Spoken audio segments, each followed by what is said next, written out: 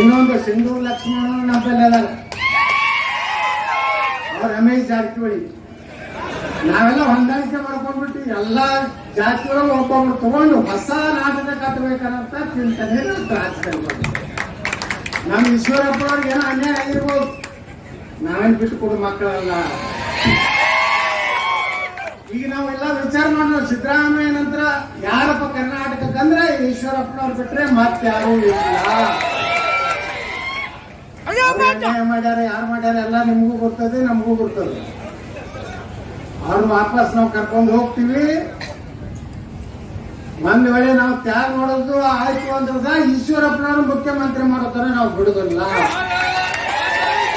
ಯಾಕಿದ್ರೆ ಮಾತು ಹೇಳ್ತಾ ಇದ್ದೇನೆಂದ್ರೆ, ಒಂದೇ ಮಾತು ಪ್ರಧಾನಮಂತ್ರಿಗಳು ಹೇಳಿದ್ರೆ ಅವ್ರು ವಿಧಾನಸಭಾ ಬಿಟ್ಕೊಟ್ರು. ಅವರೆಂದು ಪಕ್ಷಕ್ಕೆ ದ್ರೋಹ ಮಾಡಲಿಲ್ಲ, ಯಾರಿಗೂ ದ್ರೋಹ ಮಾಡಲಿಲ್ಲ. ಸಂಗೊಳ್ಳಿ ರಾಯಣ್ಣ ಬ್ರಿಗೇಡ್ ಮಾಡಿದ್ರು, ಅವಾಗೂ ಅವ್ರಿಗೆ ತೊಂದರೆ ಕೊಟ್ಟರು. ಮ್ಯಾಗಿನವ್ರು ಹೇಳ್ಯಾರ, ಅದನ್ನ ಕೈ ಬಿಟ್ಟು.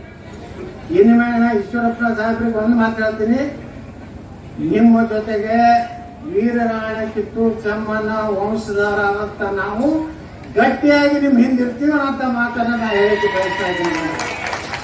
ನಾವೆಲ್ಲ ಒಂದಾಗ್ಬೇಕು. ಇದು ಕೇಸರಿ ದಂಡ ರೈತಲ್ಲ, ಇದು ನನಗೆ ಈಶ್ವರಪ್ಪನವ್ರಿಗೆ ಧರ್ಮ ವಿರೋಧಿಗಳ ವಿರುದ್ಧ ಹೋರಾಟಕ್ಕೆ ಖಡ್ಗವನ್ನ ಇವತ್ತು ಕೊಡ್ತೀವಿ.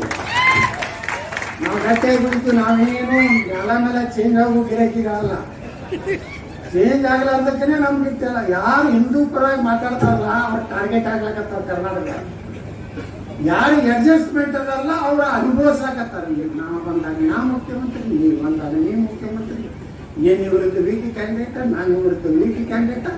ಇಬ್ರು ಮಕ್ಕಳ ಆಸೆ ಬಂದು ಬರೀ ಸುಮ್ಮ ಪಾದಯಾತ್ರೆ ಮಾಡೋದು, ಬೋಗಸ್ ಪಾದಯಾತ್ರೆ. ವಿಧಾನಸಭೆ ತೀವ್ರವಾಗಿ ಖಂಡಿಸುತ್ತೇನೆ. ಅವ್ರು ನಮ್ಮ ಹಲಿಕೆ ಸೋತಾಗ ನಾವು ಈಶ್ವರೇಶ್ವರ ಹಂಗೆ ಮಾಡಲಿಲ್ಲ. ಸಿದ್ದರಾಮಯ್ಯವ್ರದ್ದು ವಿಧಾನಸಭೆ ಅವ್ರೆಂದೂ ಭೇಟಿನೇ ಆಗಿಲ್ಲ. ನಾವು ಅವ್ರಿಗೆ ನಾವು ಭೇಟಿ ಆಗೋದಿಲ್ಲಪ್ಪ ಅಂದ್ರೆ ವಿಧಾನಸಭೆ ಒಳಗೆ.